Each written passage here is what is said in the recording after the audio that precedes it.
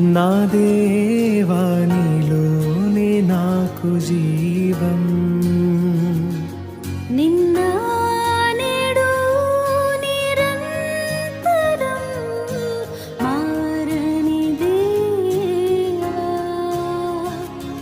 నిన్న నేడు నిరంతరం మారని దేవా. ఈ లోకమంతా నేను వెదకినా నాకు లేదయ్యా ఎక్కడ ఆనందం. నీ సన్నిధిలో ఒక్క క్షణం గడిపినా నా హృదయం పొంగెను.